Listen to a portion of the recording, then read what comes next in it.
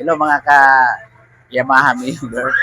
What? Magsisiwil tayo ngayon ng ating Mio. Mio girl. Titingnan muna natin yung langis kung nagbawas ba to kasi nasa 5,000 kilometers na to eh. Oh no! Matagal ko to hindi bago na chinsuel. Check ko muna kung may nagbawas ba yung langis nito.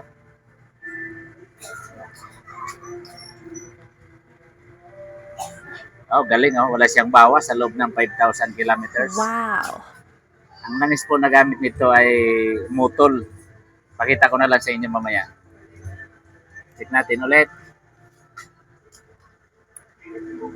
Sabi nila yung Mio Girl ay mga Yamaha automatic nagbabawas ng langis. Mga automatic na motor ay nagbabawas ng langis. Pero parang hindi naman o depende kaya sa langis yun. O sa kondisyon ng makina. Ito wala pa rin bawas oh. Sa gauge pa rin yan. 800 ml. Lalo sula siyang bawas. Wow! Ngayon, i-drain na natin. Kailangan lang natin ng 12mm na socket para mas maganda.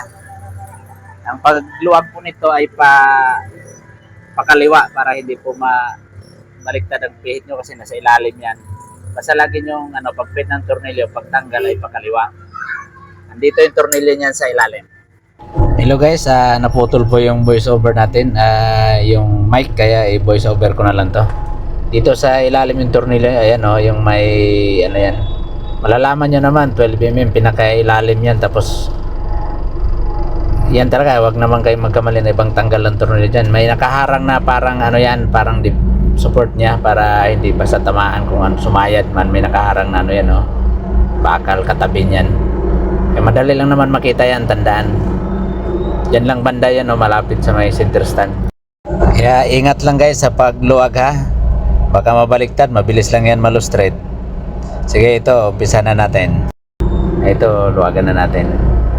Ingat lang sa pagpita na hindi mabaliktad. Kailangan pakaliwa yan.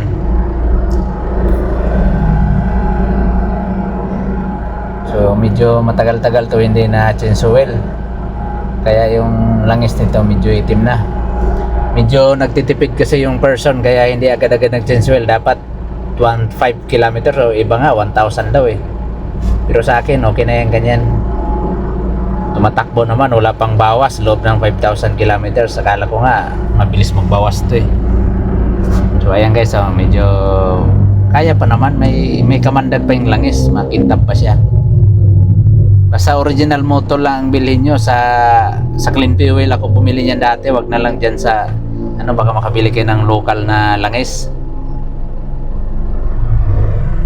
Ay, patuluin muna natin ng matagal yan, mga 40 minutes, ganon. Tayin-tayin na lang natin. Buksan nyo na lang tong salinan ng langis dito para mabilis bumaba yung langis, makasingaw, makahigop ng hangin. Kaya kailangan iangat yung na yan. So, antayin na lang tumulo ng matagal para maubos na kasi wala tayong panghangin eh. Kaya medyo patuluin natin ng matagal yan. Kahit mga 30 to 40 minutes, pwede na yan. Yung langis pala na gagamitin natin yan, ito yun, motol. Tutusin, dapat, lang to, yung semi-synthetic, 1540, dapat 1040. Pero mas okay pa rin to. Walang problema itong langis na ganito. Mas maganda yung langis na to, hindi talaga siya nagbabawas. So, recommended na rin tong brand na to. So, ito yung gagamitin natin ngayon. Patuluin mo natin ng matagal yan dahil wala naman tayong panghangin. Hayaan mo na natin tumulo yan dyan.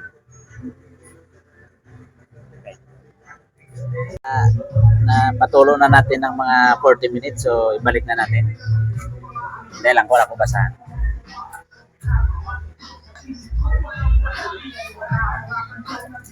Make sure lang natin na may washer dito ay may balik na ng mabuti yan. Saka bago nyo ilagay, dapat lang muna, kamay lang muna kasi kailan hindi yan tabingi pagkalagay doon. Kasi maaaring malustrid yan, napakabilis malustrid lang ito.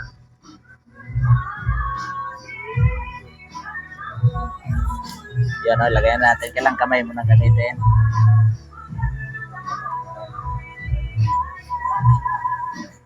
Sure nyo lang na mapihit nyo ng maayos.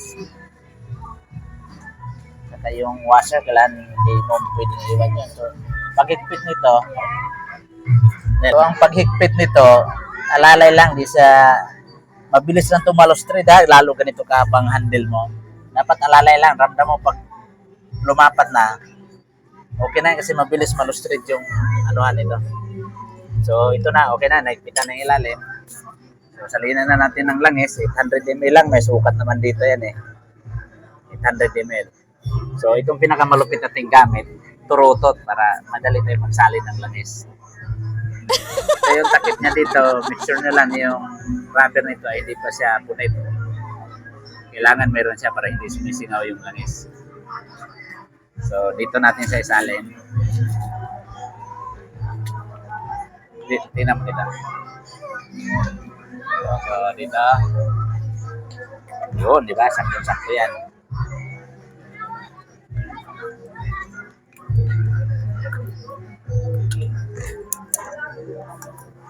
So 800 ml lang ha. Ito na yan. Salin na natin.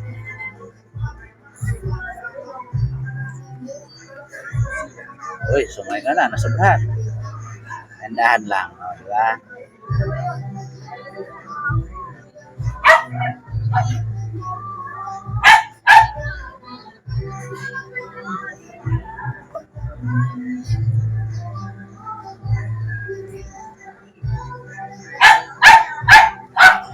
Mahapon pa kunti ha.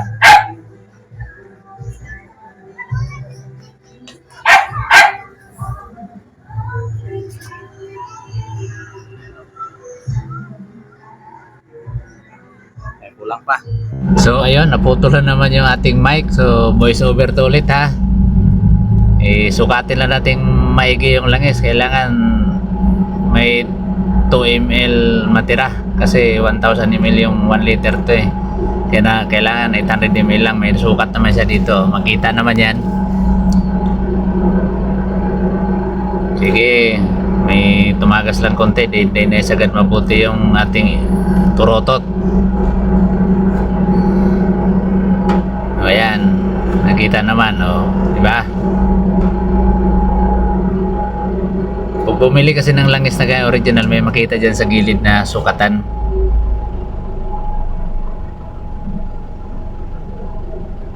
Ayan, o. Ayun, okay na.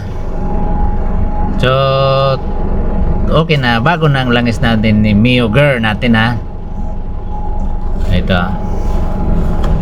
So guys, make sure lang natin yung pagbalik natin doon sa stick niya, may rubber yan dyan sa puno. Kailangan hindi nyo makalimutang ibalik. Kailangan hindi siya punit para hindi sumingaw yung langis. Ayan o, sure ball na yan o, 800 ml. Diba? Ang linaw ng langis, bagong bago. So, okay. Bago na naman ulit ng langis ni Girl, ni Mio Girl.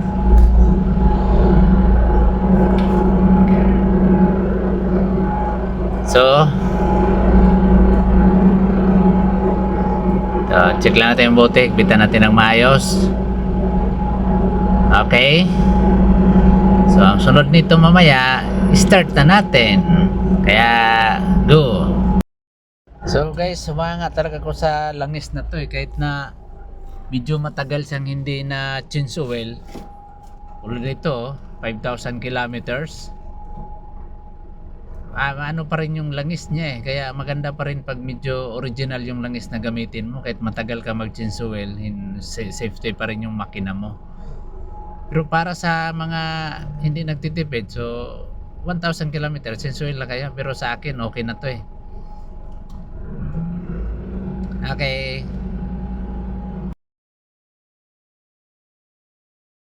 Darin na natin. Ating susi. Yan. Yun. One click oh.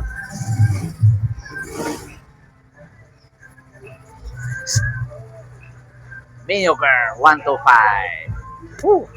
Okay na. Pwede na ulit biyahe sa Tanay. Kasama namin to lagi sa biyahe. Magbablog kami doon. Kapundukan ng Tanay, kayang-kaya niya dito. O, ayan, bagong change oil na siya ulit. Okay.